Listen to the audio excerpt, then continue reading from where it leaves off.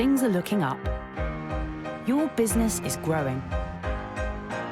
So what's your next step? A bigger office? A new supplier? Your next big contract overseas? Your business has growing needs. You'll need more support, more flexibility, more resources, and a bank that makes it their business to help expand your business. Welcome to Business Banking with HSBC. All our experience and expertise brought right to you so that you and your business can take the next step.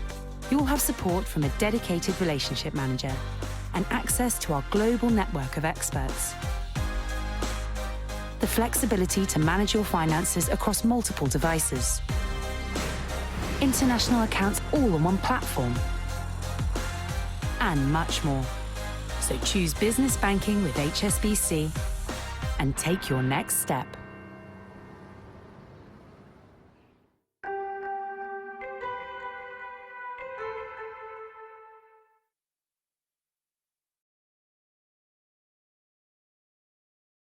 Hello and welcome back to the Indonesia Economic Forum.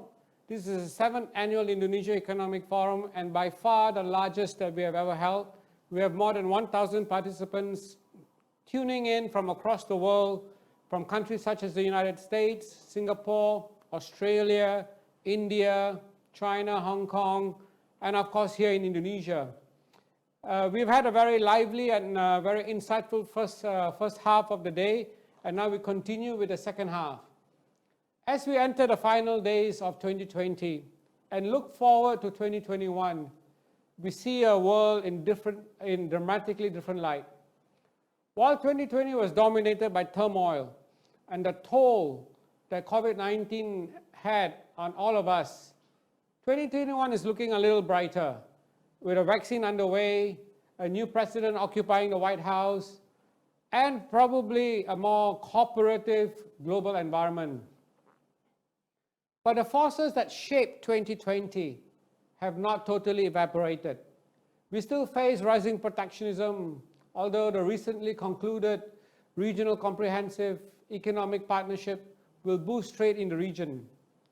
The trade war between the US and China is still raging, and it is unlikely that the fires will be put out soon.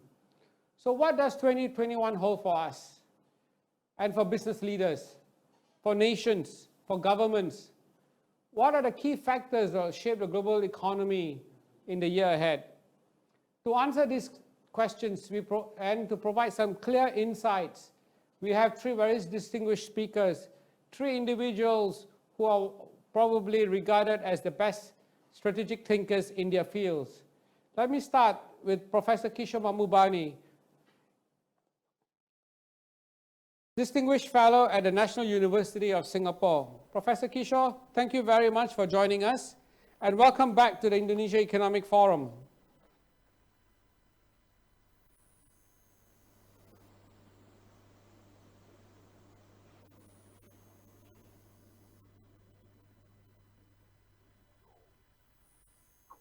Professor Kishore Mahbubani? Speaking. Thank you very much for joining us again. It was a pleasure having you in person last year, and it's always a pleasure to have you with us at the Indonesia Economic Forum. So let me start the ball rolling with you, Professor. You're a keen and astute observer of geopolitics. In your latest book, Has China Won?, you argue that the West cannot prevent China's rise and must learn to live with a resurgent China. Against the backdrop of the recent US presidential elections and the ongoing economic war between US and China, do you see this gigantic battle how do you see this gigantic battle playing out in the year ahead? Are we going to see a little bit more compromise and cooperation between the two major economic powers? Well, Shoeb, it's a great pleasure to be back with you again. And one lesson I have learned as I get older is never try to predict what's going to happen in the next year. Because most of the time I've seen all predictions go wrong. And I give you a specific example. If we were sitting on November 24th, 2019, talking about 2020, we would have been saying all kinds of things except that none of us would have predicted that COVID-19 would shut down the world for 1 year, right?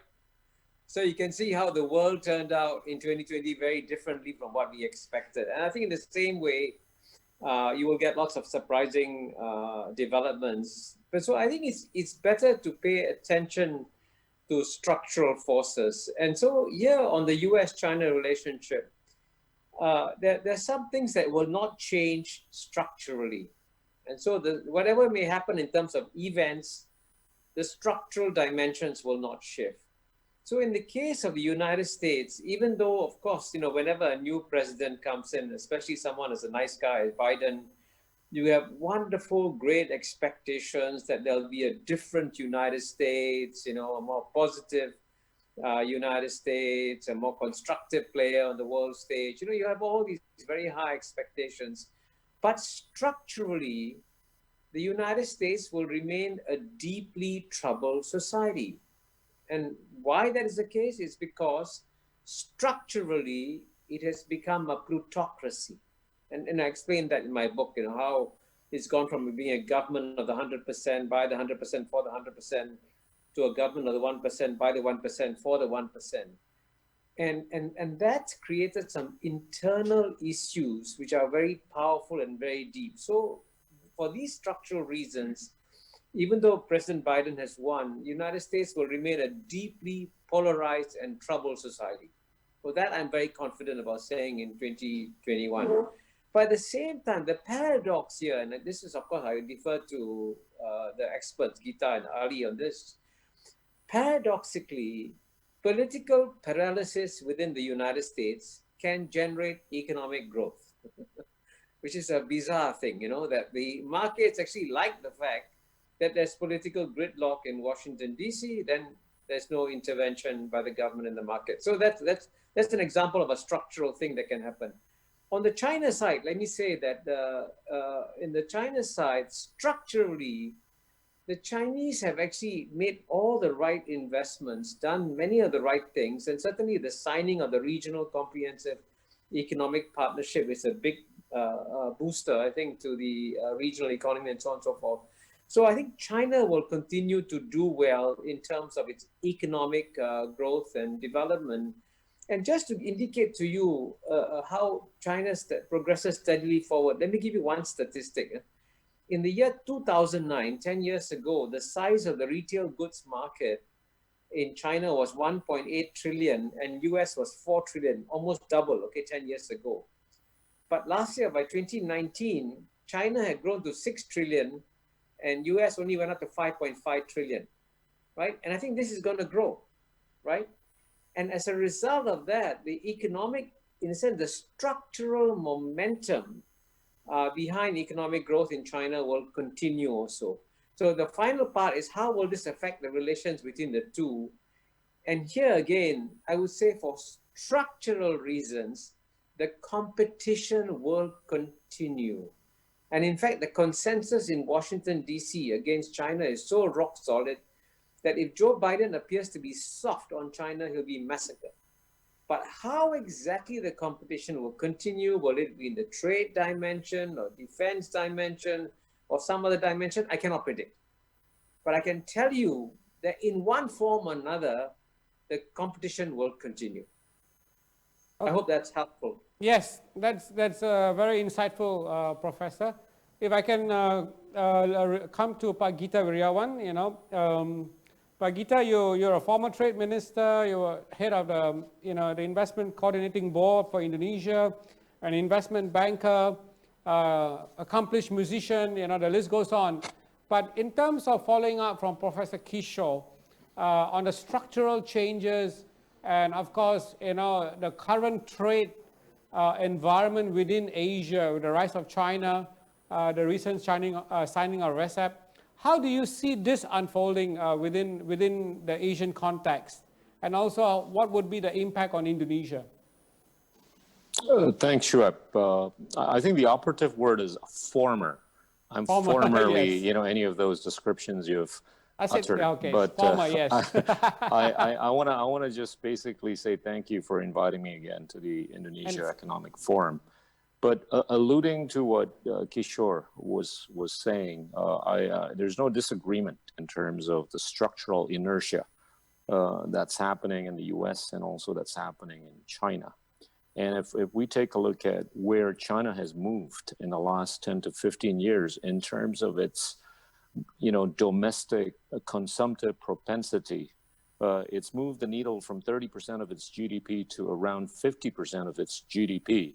So the commonsensical question would be, whether or not China in the next 10 years is going to be able to produce enough goods and services for itself, right?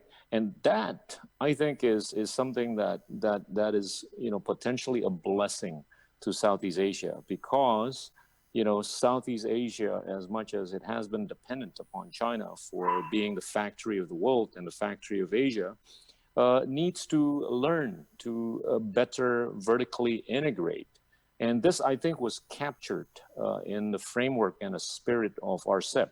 I was party to, the initiation of this thinking in 2012 while I was still, the Minister of Trade. And the reason why, and I've said this and shared with Kishore as to why I believed at that time that RCEP was a much more suitable nuance for Asian developing economies, because it was more 19th century, and it's a lot easier to roll forward politically, socially, and geopolitically, as opposed to the much more advanced, framework called the Trans-Pacific Partnership, which I think would have been very suitable to developed economies like Singapore and Japan. But surely for Indonesia, I think it would have been a lot tougher for the average Indonesians to understand what intellectual property is all about, what environmental friendliness is all about, and all these fancy dandy stuff.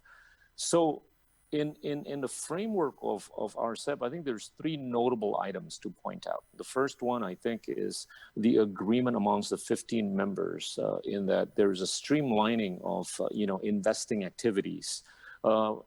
Case in point, in Indonesia, we would have to basically seek different types of approvals in the past, but by way of our agreement with the other members of RCEP, it would have to be a lot more streamlined. I think this is necessary for purposes of our vertically integrating so that we can be producing goods and services for ourselves. The second would be, the certificate of origin for particularly the small, medium entrepreneurs. In the past, before RCEP, small, medium entrepreneurs would have had to get different kinds of certificates in the event they were to export stuff to Korea, export stuff to Japan and all that. But now it's all uniform. And the third, I think the obvious would be the spillover effect, which has been articulated by the government, in that, to the extent we can actually send intermediate goods to, other countries within the 15 nation or 15 economy membership that actually would have a preferential trade agreement with somewhere else, that I think will entail benefit to countries like Indonesia and the other 14, signatories of RCEP. So again, I say RCEP, I think, resonates well with developing economies, mentality. And I think it is, in line with our spirit of wanting to boost investments at the rate that China is, moving the needle so fast and so quickly in terms of its domestic consumptive propensity. Well, thank you so much, Gita, for that insight. I think it's, the key takeaway would be really how Indonesia should be integrating vertically with the likes of China and the Northern Asian economies, maybe, more with China.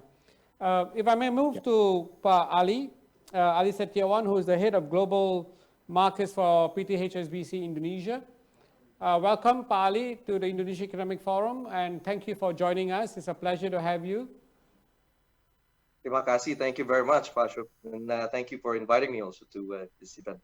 Yes, Professor Kishore and I think Gita have kind of outlined the broad structural changes, both geopolitically as well as macroeconomically and trade-wise for Asia going forward. Maybe from your perspective, you're a player in the financial markets. How do you see these current trends playing out in the financial markets? How are investors responding to these changes? And where is the smart money going these days? Sure, thank you. Well, very difficult questions, but I'll maybe continue from the earlier comments from Professor Kishore that no one actually can predict what's going to happen in 2020. If I look at the majority of the market consensus at the end of 2019, everyone's looking at 2020, it will be positive, it will be better. Indonesia's in terms of growth also will be better and slightly better in 2019, but yeah, no one actually, even in early this year, January, February, we still thought that, okay, it will be just a few months and then the market will rebound. But, well, again, Indonesia is as one of the emerging markets and the recipients of a large, huge amounts of money and funding from offshore, US, real money, fast money, of course, not immune with the situations that happened in 2020. So we saw quite a huge outflow from the markets this year in March and April, almost 11 billion US dollars of outflows, both in bonds, majority actually bonds and equity markets. And as a result, markets very volatile. As we all know, the liquidity in financial markets in Indonesia pretty much quite thin in the period of volatility. And it's resulting in a very volatile markets in currencies, bonds market, and also in equity. But what I can see, at least, majority of the outflow is coming from the financial markets. I'm not really concerned that much because I'm also a believer investing in Indonesia is very addictive. Well, I'm saying that because if you look at compared to the investment return, even on few of our portfolios, Indonesia is one of the, I would have to say, country that providing quite an interesting and highest net real returns compared to some of other instruments in the region. And it's actually, that's what happened in the third quarter. We're starting to see inflows coming back, not so much as what we have expected, but at least we saw about $1.5 billion of US dollars coming back, majority in the bond market, not so much on the equity market. And Bank of Indonesia also took the opportunity to spend a little bit of their reserve to in the FX market, so that we saw our rupiah also strengthening too fast to 39, slightly below 14,000. And then recently, very positive after the results in the US elections, we saw quite a massive, huge incoming bid into the recent auctions. So overall, we saw about up year to date from April, about $3 billion US dollars, roughly, coming back in the bond market from 1,100 trillion dropped to about 917, and then now back about 960 trillion. So at least that's a positive as per what we have predicted. They always cannot have enough of Indonesia, and the money's flowing back. So I think there's still a little bit of upside for Indonesia in 2021. Especially in the new benchmark series, money's, they will start to hunt close to the end of the year before auctions being cut off, and then in January as well. Not so much though on the corporate sides. We of course engage with a few multinational companies in Indonesia, a few capital injections and investment being postponed, but at least I'm starting to hear and see light at the end of the tunnel in a few sectors of industries. At least we're starting to see in terms of the number of sales turning the corner from September to October. It may not be reflected in the GDP number, but I'm quite positive actually in the fourth quarter, in the first quarter next year, it will be, the numbers will starting to pick up. I'm not saying that it's coming. We are entering into the economic recovery phase yet. But at least we're starting to see the starting to turn the corner. So hopefully from that on, if we can keep the momentum and the government continue to be proactive in their initiatives, not just on the stimulus side, but also in terms of building the second main engine in Indonesia with the structural reforms. And we're starting to see one that just recently being announced on the Undang-Undang Cipta Kerja, that will create the momentum for more FDI into the country. And I agree, totally agree with Pak Gita.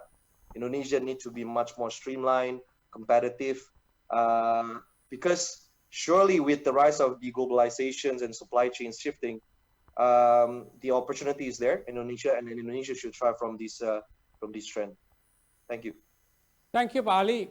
I think basically that's good news for businesses and for investors within Indonesia, as I think we can expect to see maybe not a deluge of investments, but at least the trend is going forward would encourage more investments coming into Indonesia. If I may come back to Professor Kishore, Professor, as we look back at 2020, I mean, although the global pandemic kind of dominated the world, the other issue, of course, is Hong Kong and China's passing of the national security law, which did not really play out that well in the rest of the world. And within Asia, there were concerns that China was coming down hard on Hong Kong. If you project that a little bit beyond Hong Kong, and how do you see that being played out in Asia in terms of Asian countries' perception of Chinese, strength, military or political outreach, or do you, I mean, previously China was kind of the friendly kind of neighbor, but right now it's seen as a bit more aggressive. How do you see that playing out? Thank you. As you know, Shoeb, I'm sometimes known for giving provocative answers. So, I would say when you deal with issues like Hong Kong or Taiwan, there are basically two narratives, okay? There's a narrative you get in the Anglo-Saxon media on Hong Kong, and then there's a narrative that I guess you might find privately people talking about in Asia. So, of course, if you read the Anglo-Saxon media, the narrative is that this is China being a bully, China is crushing the people of Hong Kong, taking away democracy, and Hong Kong's going to collapse. And so if you buy the Anglo-Saxon narrative, take your money and run from Hong Kong. But as you know, the Anglo-Saxon narrative in Hong Kong is clearly biased. It's part of the agenda, as part of the struggle between the United States and China. It's a multi-dimensional struggle. And so as part of this multi-dimensional struggle, there's an ideological dimension, and there's a need for the West to prove that in the area of ideology, the West is superior to China. And so every time China is saying we need to do something wrong, they highlight it and push it up and so on and so forth. But, if you look at it from the point of view of China's interests, which, by the way, is similar to the interests of any other major power in the world, if the Chinese have to put on one side the interests of 1.4 billion people and then the interests of 7 million people in Hong Kong, if the 7 million people in Hong Kong are going to jeopardize the livelihoods of 1.4 billion people in China, China's not going to allow that, And by the way, the United States, as a great power, has demonstrated that when it has a troublesome small neighbor, it squashes the neighbor. Look at what is done vis-a-vis Cuba, and look at its own territory, Puerto Rico. It refuses to let Puerto Rico to join because Puerto Rico might destabilize the political balance inside the United States. So all great powers will put their larger interests ahead of smaller territories. And I think, I think we all want Hong Kong to succeed, and it's okay for Hong Kong to have peaceful demonstrations. As you know, last year, the demonstrations were not peaceful. They went violent. And there's nothing there's no government in the world can do nothing when you have violent demonstrations. And just look at how Donald Trump reacted, when you all had all these riots in the United States. So at the end of the day, and I'm a friend of Hong Kong, and if we want Hong Kong to succeed, and we all want Hong Kong to succeed, we should quietly advise our friends in Hong Kong that the way you succeed It's not like 7 million people going to run into interest of 1.4 billion people. You'll die. Don't do that. You got to learn to live with your larger neighbor and learn to accept that you have to accept some constraints. And paradoxically, in many ways, the less you rock the boat, the more autonomy the people of Hong Kong can have. And if you read my book, the other important point I point out is that there are some, again, structural causes for the unhappiness of the bottom 50% in Hong Kong. And the structural cause is the fact that there's been no public housing provided to the people at the bottom. So in Hong Kong, if you're in the top 50%, you own a property, gosh, that's worth a lot of money. But if you're in the bottom 50%, you live literally in a shoebox, you know. And that structural problem is a result of the fact that unfortunately Beijing heard the tycoons of Hong Kong who said, leave Hong Kong alone, we'll take care of it. They didn't take care of it. So right now, I think if the Beijing government can persuade the Hong Kong government to take care of issues like housing and other things that are of concern to the bottom 50%, then I predict that you can have a return to stability in Hong Kong. Hong Kong can continue to do well, and Hong Kong will continue to do well as a financial center. And don't forget that Hong Kong is surrounded by probably the most dynamic growth region in the world around Shenzhen. So all you need is a little bit of competent management of Hong Kong, and the opportunities for Hong Kong are enormous. So if you read the Anglo-Saxon narrative, it's all doom and gloom for Hong Kong. But I say there's a parallel narrative, and it's still conceivable that Hong Kong will do very well. Thank you very much. Pak Gita, if I can just pick up on that point from Professor Kishore vis-a-vis China and Hong Kong, how do you see that playing out? Is China's move in Hong Kong from an Indonesian or from an ASEAN perspective, do you think that it was accepted within our cultural context? Well, I think we have to look at the bigger picture, and the bigger picture is what it would take for Indonesia to sustain itself, right, in the long run. And for Indonesia to sustain itself, it needs to be able to put food on the table. And if it wants to put food on the table, I think it would need a stable China. And I think Kishore had aptly pointed out that, if China were to make a decision, it would have to be underpinned more by the livelihoods of the 1.4 billion vis-a-vis that of the 7 million people. And I do believe that very structural issue in Hong Kong of not having enough housing capabilities for the bottom parts of the pyramid there is number one structural, but it can be fixed. So I still foresee in the near foreseeable future, episodic stresses that may cause jitters, for anybody to want to put money into places like Indonesia. But I think the mid-run and long run are still very sanguine at the very least, if not very, very optimistic. So let me just go back to, what Ali had pointed out earlier in terms of all this money that's coming into Indonesia.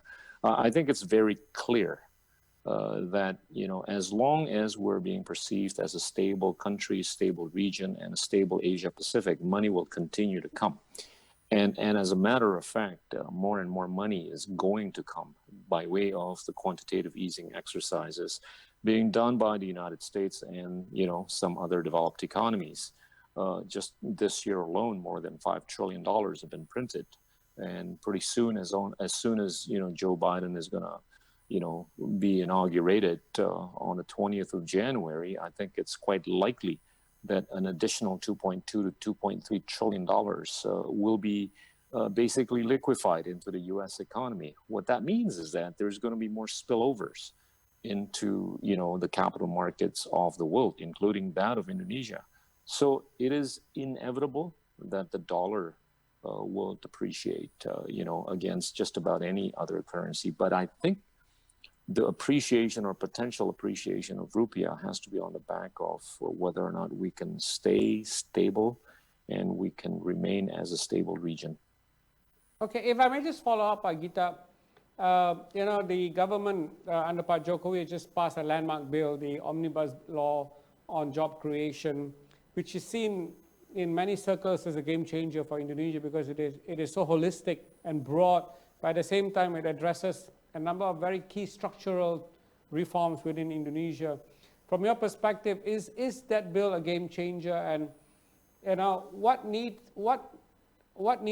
does the government or really the business sector working together with what do we need to do to push the envelope out so that we improve our competitiveness, because at the end of the day we need to be more competitive? No disagreement. It is a game changer. Look, let me just lay out some numbers here. The FDI per person that Singapore gets is $19,000, okay? And Malaysia is at about $270 of FDI per person.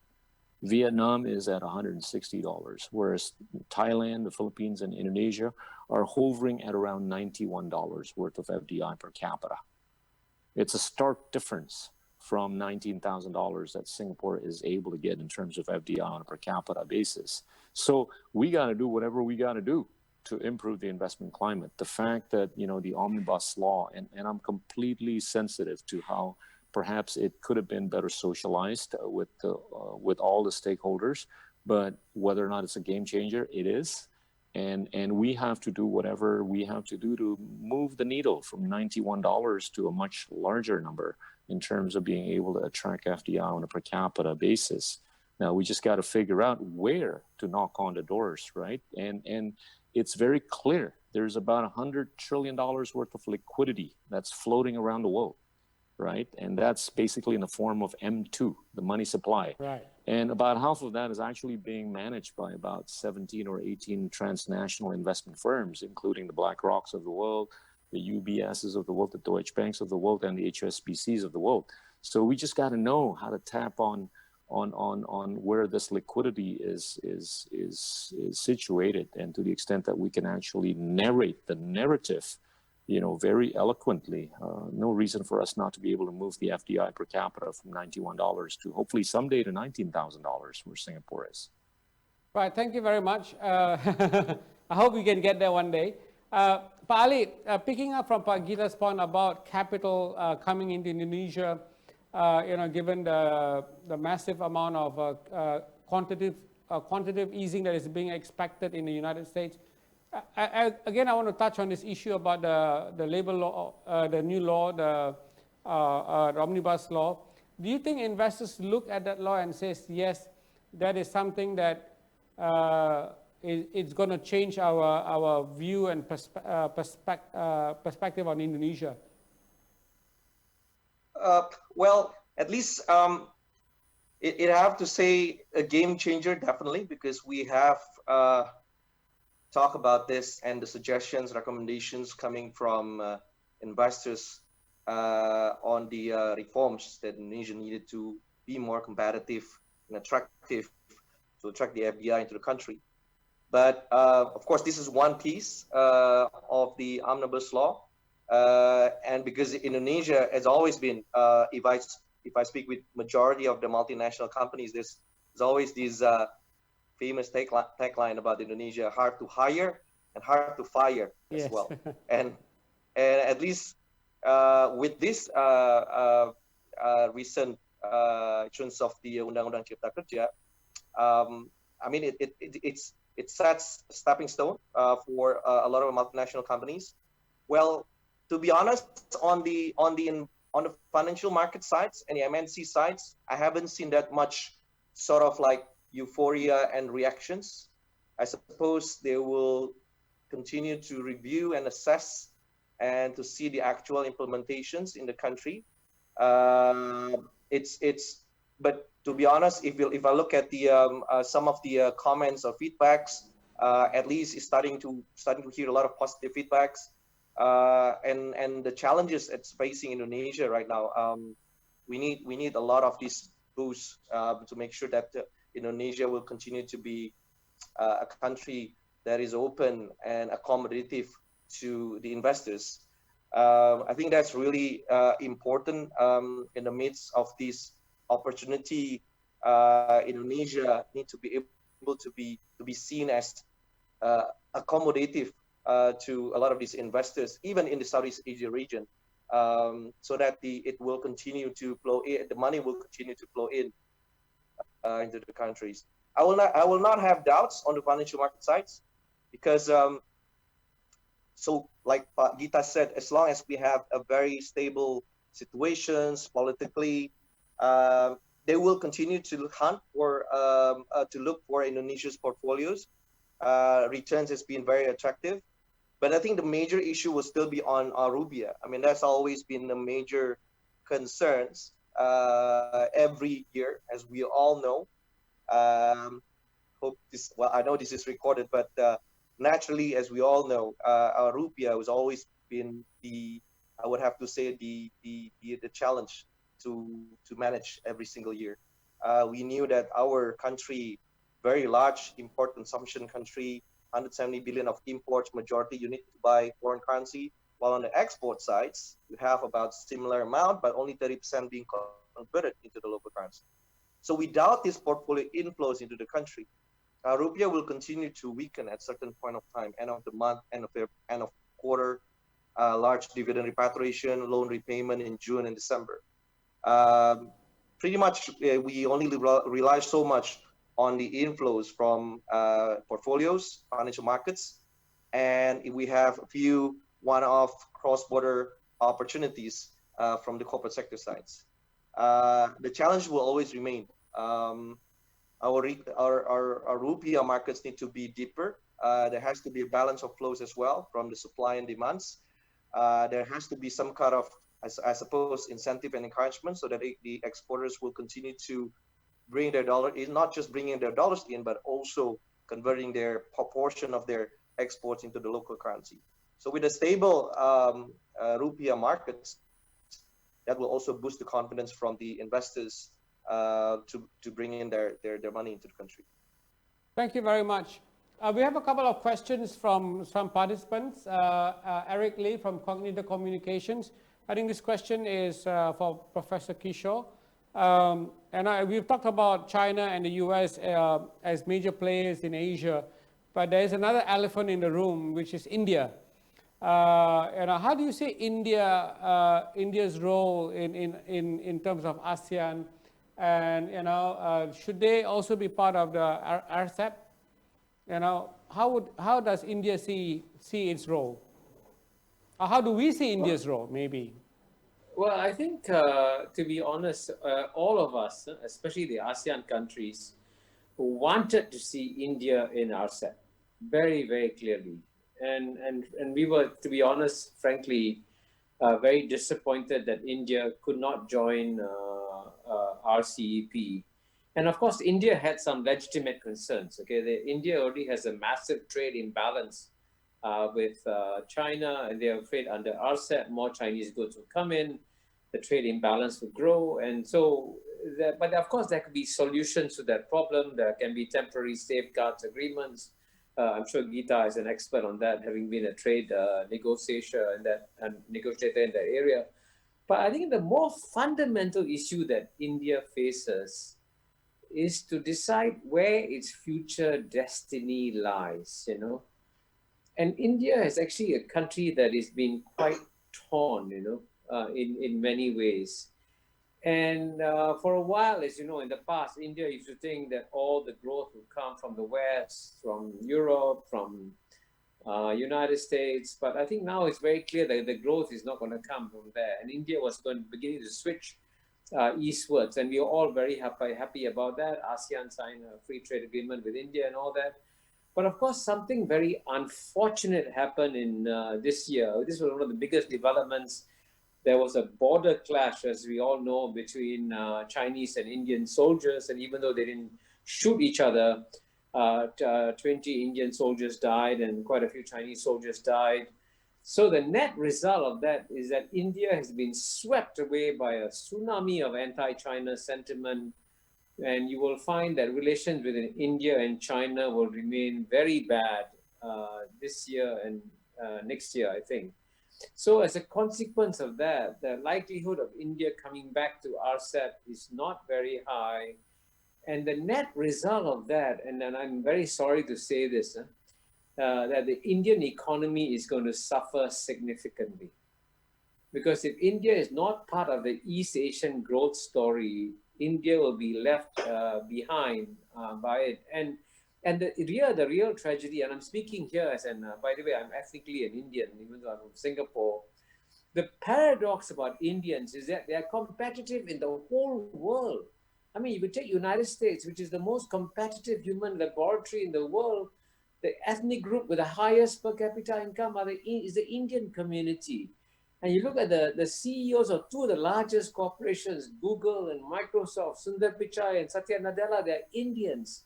So Indians are designed for economic competition, but the country of India is frightened of economic competition. So I told an Indian TV show, I say, actually, the rest of the world should be frightened of India opening up. Instead, India is frightened of opening up, which is very strange and very paradoxical. So at some point, I believe, and I speak, of course, as a friend of India, India has got to bite the bullet and open up its economy and compete with the rest of the world. You will have short-term pain, you will have creative destruction, some industries will die. By the end of the day, 5-10 years down the road, you will become like China and you become a very successful economy. And it's actually the most important statistic that any Indian should know is that 1980, the size of the Chinese economy and the size of the Indian economy was the same in 1980. By 2020, China's economy is 5 times bigger.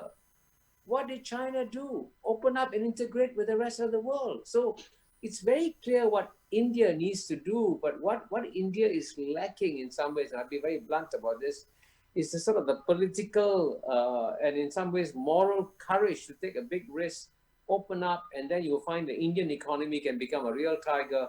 But that's not likely to happen in the near future. So unfortunately, India may drift away from East Asia. And I feel very sorry saying that. Right. But Gita, maybe we can pick up on that point too. India, I mean, you spent time in India, I think, I think you learned how to play golf in India, you told me. My childhood, yeah. How do you see India's role vis-a-vis Southeast Asia? What is the Indonesian perspective and relationship with India? How do we collaborate? Because like Professor Kishore says, there's much we can learn from India. India can also do a lot more with Indonesia, but it just doesn't seem to have taken off. Look, I'm a bit more optimistic about the possibility of India's joining RCEP, and I'm glad that the member countries of RCEP decided to put a free option for India to join up, as opposed to other countries that want to join up. There's only an 18-month window as for them to join the RCEP framework. So whether or not India is going to be joining in the next 18 months or beyond, I think beyond 18 months, but I think in the next 3 years, I have a feeling that they are going to come to the table, at least conversationally and hopefully substantively. This will, I think, benefit India, as Kishore had pointed out. But whether or not it's going to benefit Southeast Asia, I think it could. But I think it is a common view amongst many Southeast Asians that dealing with India or Indians is not the easiest thing in the world. And I've been part of that conversation with a number of entrepreneurs from India. But I do believe that India could be value additive to Southeast Asia, at least in the tech sector. Not only are they innovative in coming up with the most innovative ideas, but they've got scale, right? And I think that's something that they can emulate or replicate in places like Indonesia, which actually has scale.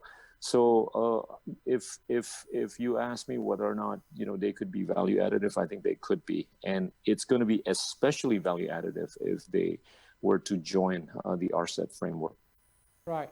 Thank you very much for that. We have another question from somebody I think we all might know, Richard Borsuk, who used to be correspondent in Indonesia. He's asking a very interesting question about the planned sovereign wealth fund that Indonesia is going to launch. I think they just got some commitment of $2 billion from a US-based fund.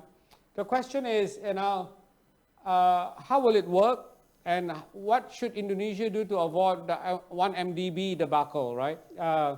The faith and the trust in a sovereign wealth fund.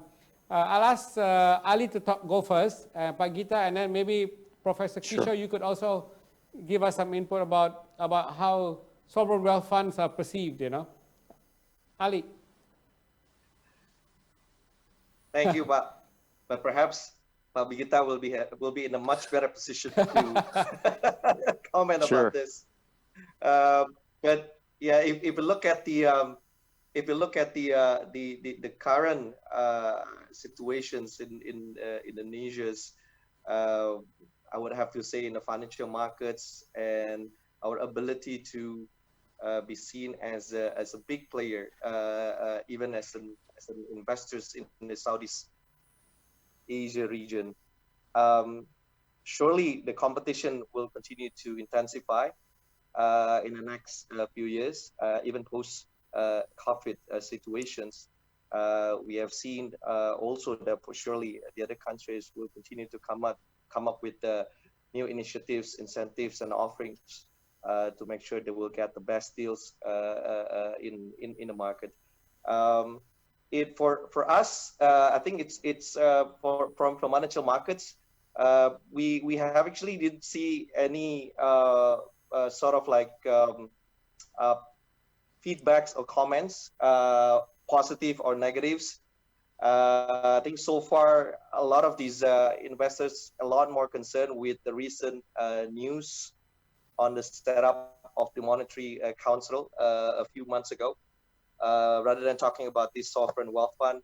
I mean, we have heard about this for a while, but not so much that we have heard that will trigger sort of the interest from the investors in Indonesia.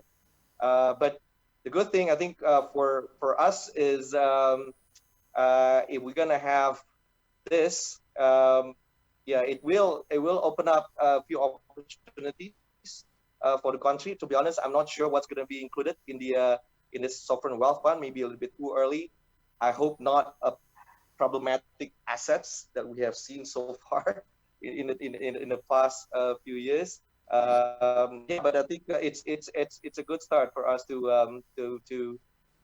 hear about this, because we heard about this for a while. Thank you. Maybe I'll hand over to Pak Gita. Yeah. Sure. I think the key distinction between a 1MDB and just about every other sovereign wealth fund is that 1MDB was basically injected with money that was borrowed by the SWF, right? Whereas every other sovereign wealth fund that you can find on this planet would have been injected with equity injection by the investors. So that's in my book, 1MDB was not the typical sovereign wealth fund, and I do hold the view that the one that's being set up here is going to be injected with equity injection by the multi-party investors from this country and beyond. And there's a couple of good things about Indonesia's having a sovereign wealth fund. The first is that, at the rate that it has a fiduciary responsibility to, different institutions around the world, it will force, the sovereign wealth fund to basically increase its governance, transparency, and whatever it takes so that it can be properly and professionally run. The second notable point about Indonesia's new sovereign wealth fund is to actually make sure that there is an alignment of the types of asset classes that are going to be injected, and also the duration with which you want to basically recycle capital. I think it's important if you want to basically promote an asset class that's going to take 10 to 20 years to develop. There better not be any discrepancy between that sort of a duration type of thinking vis-a-vis, the duration that's desired by any of the LPs or limited partners or investors that probably would like a recycling of the capital within 5, 6, 7 years. That I think will cause, difficulties in managing the assets or the different asset classes.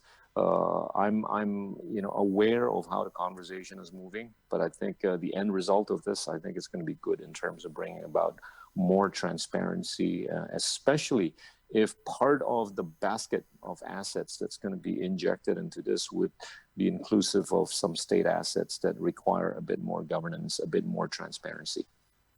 Okay, thank you very much, Professor. Of course, Singapore is seen as one of the most successful countries to have launched sovereign wealth funds, and Temasek and GIC are well known around the world.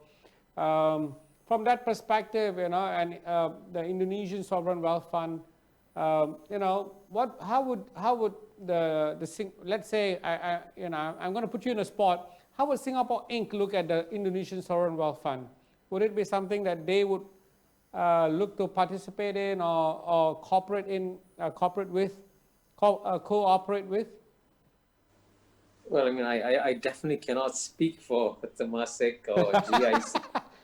But nonetheless, I would say this, okay? I mean, Southeast Asia can at least be proud of the fact that when it comes to sovereign wealth funds, if you have the most negative model in the world, it's 1MDB. But you also have two of the most positive models in the world, which is GIC or Temasek. And I think many Singaporeans actually don't appreciate how wonderful, how well run Temasek and GIC have been. And I'd be politically incorrect, okay? If you look at a country like Nigeria, I'm not talking about the present government, right? Look at the amount of oil revenue that Nigeria received over 30, 40 years. Huh? What happened to that money? What happened? Disappeared, right? Gone. Singapore had no oil revenues, zero. And yet we accumulated one of the largest sovereign wealth funds, and it's because of the far-sightedness of the founding fathers, Lee Kuan Yew, Goh Keng Swee, Rajaratnam, and frankly, if you look at how well Singapore has survived in the COVID-19 year, 2020, Singapore's economy obviously was going to be the most badly hit. When globalization shuts down, the biggest engine of Singapore's growth shuts down. Our total trade is three times the size of our GNP, right? So we are the most vulnerable economy, and yet we managed to survive. Why? Because of the returns that we'll be getting on our investments. So the first point I would make is, yes, it's a good idea to set up a sovereign wealth fund. And number two, and I think I said this to Gita in my earlier conversation with him, you don't have to invent the wheel when it comes to organizing sovereign wealth funds. There are good ones and there are bad ones, and just learn the best practices of the good ones and implement them. And I'm reasonably confident that the Singapore Sovereign Wealth Fund will be happy to share its expertise with Indonesia in this field. And I want to emphasize, it's not rocket science, It's also about the quality of people you attract, the motivation of the people, the level of honesty, the ethical standards you put in place. All this takes time, but it can be done. And the net result is that it's very, very positive for the country in the long run. And I think especially one thing that we in Asia must avoid doing what the West has done. The Western democracies have now become programmed to borrowing money from future generations and spending it on current generations. Singapore model is different. Singapore model is that we are saving in the current generation to save for the future generations. You see, there are opposite models on this one. And it's very important that we in Asia don't make the mistake of the West borrowing from the future generations and saying, oh, let them take care of it. And that's why sovereign wealth funds are also important. It's a powerful symbolic statement that we are going to save and protect our future. Well said. Thank you very much. When I was thinking about the theme for this panel, I said reshaping the global economy, 5 key factors.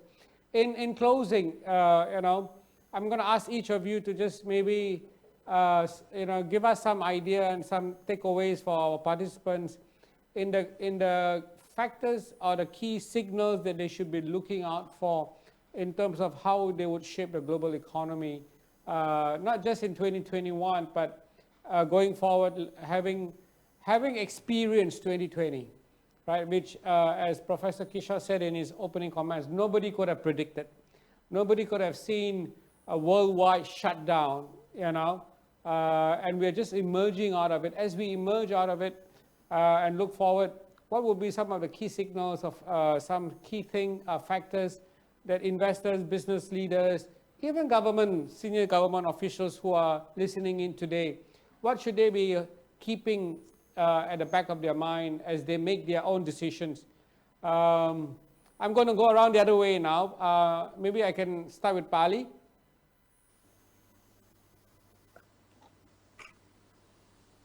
Terima kasih, Pak. Well, I suppose if you look at the situations, the current situations we are facing, and even with the promise of the coming of vaccines, I'm not a medical expert, and all I can say is to as simple as I have seen that in any human history, we never seen vaccines being produced so quick within a year. Well, it's always easy to make and fast to make a vaccine, but to have a vaccine that is safe and works, that's the most challenging.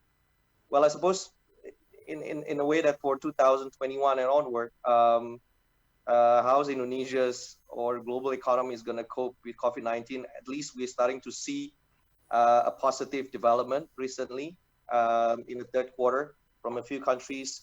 And I have to say from the chart, Asia actually doing much better compared to the US and Europe, even with the recent numbers, new cases, and also in terms of the economic activity as well.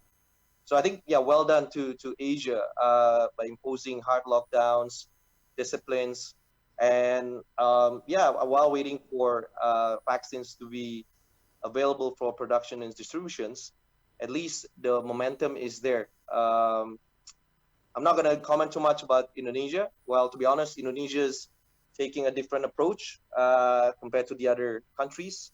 Of course, Indonesia experiences slow down as well due to drop in mobility despite only partial lockdown with PSBB. But I just hope that the activities and the way the government responses to make sure that the Indonesia moving to the right directions on the economic recovery will always be consistent. I'm just maybe what my only worry is if everyone just counting on the availability of vaccines and then trying to and becoming more relaxed, complacent, and taking it for granted. Well, it can be another problem again, and hopefully that will not be the case. And from the government, of course, they have announced, I think it's very good, they have announced on the stimulus, quite a sizable stimulus, and of course to help the economy, announcing this and rolling out the stimulus to support health, social safety net. I think it's good, but I think most important thing, size does matter, but what is more important is to ensure the execution and deployment of this approved stimulus can be done in a fast and an effective manner. I mean, right now, of course, we're going to see high unemployment, lower purchasing power. We have high numbers of informal workers in the country. So making sure that the main engine in the country continue to run well needs a lot of support from the government. And at the same time, of course, having said that, not ignoring the fact that Indonesia still have a lot of homework to make sure that with the structural reforms will continue and being able to stay competitive, attracting more FDI, because like I said earlier, I think post-COVID, the competitions for FDI will always continue to intensify in the region. I think maybe that's all for me. Thank you. Thank you, Pak Ali. Pak Gita? Look, I mean, in our history of vaccinating, we've only been able to vaccinate about 300,000 people a day, which means 9 million people in a month, which means about 100 million people in a year. And at the rate we have 270 million people in the country, it's going to take around 3 years to vaccinate everyone, to basically mitigate, if not eliminate, the risks of information asymmetry, right? We want to be certain that we have been vaccinated and the people around us have been vaccinated before we can actually be physically mobile. And unfortunately, I'm sort of like in the school of thought that takes a more conservative view. And this, I think, gets punctuated when we hear stories that we're only likely to have only about 30 to 40 million vaccines in 2021, which will, I think, make the picture slightly worse than what I would have anticipated, which would have been about 100 million people a year being vaccinated. So I think it's important to account for, the realism of how quickly we can vaccinate in businesses, in economies, in even political modeling and all that, and even geopolitical modeling. And this has not been evident.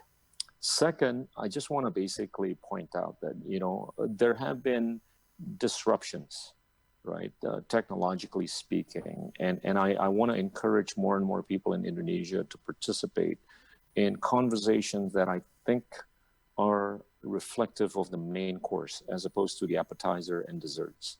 And the main course basically relates to two things: financial inclusion and climate change. Why financial inclusion? Because it's important to bring down our Gini coefficient ratio. Because at the rate that our Gini coefficient ratio has been on the rise, it's at 38 right now, which basically reflects the degree of inequality and also the degree of our, plutocratic tendencies. And that, I think, has to be reduced going forward. And the only way to do that is to make sure that everybody has access to money, everybody has access to capital. Only 50% of those that need to have access to money have access to money. So we need to move the needle. And thanks to digitization and disruptions, I think we'll be able to move the needle a little bit faster. The second is with respect to climate change. I think the younger people need to engage themselves more in climate change conversations, because the planet is basically emitting about 50 to 60 gigatons of carbon. And, there's only a finite amount of carbon left to the extent that humanity only has about 50 to 60 years left. So with all these disruptions, I think we're going to be able to basically reach peak carbon emission, hopefully the way China has aspired, which would be in the year 2030. And they're actually so ambitious that by 2060, they're not thinking of emitting any more carbon into the planet or atmosphere. So if we were to be able to think long-term in preserving the planet so that we don't, I think it's going to be so good for us, because we're not going to be importing as much fossil fuel as we have in the past 20 to 30 years. And that's going to be very helpful to our trade account, our current account, and our ability to redistribute welfare to everybody in the country. Great insights. Thank you very much. Professor. Oh, thank you, Shoeb. Let me say that I agree completely with the comments made by Ali and Gita, and I'll just add 3 points, because that's a habit I developed as Dean of the Lee Kuan Yew School. The first point is be optimistic, and I want to emphasize that, because if you read, as I do, the Anglo-Saxon media every day, all you get from the Anglo-Saxon media is doom and gloom. The world is coming to an end. Things are only going to get worse, But paradoxically, the most important fact to know is that in terms of economic growth and development, the past 30 years of Asian history have been the best 30 years in 3,000 years of Asian history. Now, having experienced the best 30 years in 3,000 years, the stupidest thing we could do is to get pessimistic. In fact, the next 30 years will be even better. And therefore, we must create what I call an Asian narrative. And that's a large part of the purpose behind my writings, to emphasize that there's an Asian narrative going on down here. And Asians also have certain ways of dealing with each other. And that's how we managed to create this, what I call this East Asian ecosystem of growth, and symbolized best by RCEP. And it's fantastic that RCEP was signed. as I explained earlier, it was a huge mistake for India to stay out. Then it's not part of the ecosystem. And here, as an aside, let me make a point which is slightly uncomfortable, which is that we must all in this region also learn not to behave like Australia. Because Australia, unfortunately, I say this as a friend of Australia, has shot itself in the foot by, in a sense, bringing in Western cultural norms into Asia. For example, if you really want to persuade China to agree to an international inquiry onto COVID-19, don't make it publicly. In Asia, you never make your friend lose face. Why did Australia make China lose face? It was very unwise. So there's something called the Asian way that we must understand and cherish and nurture and make it stronger. Because if we do that right, the next 30 years will again be even better than the past 30 years. The second point I'm going to make is that the one area where we should be less Asian is that we should not be subtle in the messages that we should send to United States and China. Because I can tell you the biggest disruption that's going to come in the next 10 years, of course, is the US-China geopolitical contest. And again, for reasons that I spell out in my book. But the rest of us, are going to be destabilized by this contest. So ASEAN countries, especially when Biden sends his new team to Southeast Asia, all the 10 ASEAN countries should tell the United States and China, you want to fight, go ahead. But don't get us involved. Don't make us choose. Don't make us just say, are we pro-China or pro-US? We don't want. We are pro-Southeast Asia. We want growth for Southeast Asia. But we must learn to speak frankly and candidly, and especially to the incoming Biden administration, because the good news we have is that the Biden team, unlike the Trump team, are good listeners. I know some of them. And I think it's important if they want to listen, we should speak out openly and candidly to them. And my third point, and here, I also emphasized at the very beginning of my remarks that we live in a world of surprises. And so we should be ready for surprises.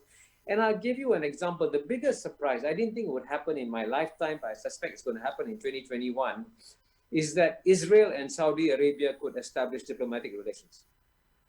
You saw that there was a secret meeting today that, of course, it's denied, but most people believe it happened between Saudi Arabia and Israel. And in some ways, that's a good sign if it means that countries are overcoming previous barriers. But at the same time, it also reflects, and I'll be very candid about this, some divisions within the Islamic world. And we must make sure that those divisions don't come to Southeast Asia. We must understand them, and we hope that we can say, okay, you have issues, we understand you have issues, but please don't bring your issues to our region. So we should therefore be alert and anticipate any new divisions that are emerging and say, okay, how do we make sure that this doesn't destabilize Southeast Asia? So at the end of the day, as I said, I'm optimistic, but we must speak candidly to United States and China, and we must also anticipate where we might get nasty surprises and be ready to deal with that. Thank you. Thank you very much, Professor. And thank you all three of you for joining in this session. I was hoping for a robust discussion, and I think we got one. So Pak Ali, Pak Gita, and Professor Kishore, thank you so much. We look forward to having you again on our forum. Thank you, and stay safe. Thank you. Thank you, Pak. Thank you. Bye-bye. Bye-bye. Thank you very much. That was a very interesting panel between three very, very deep and insightful thinkers. We will be back in half an hour with another deep thinker, a professor from MIT, who's going to talk about the future of work and how it will change our lives. So please stay with us and rejoin us in 30 minutes' time. Thank you very much.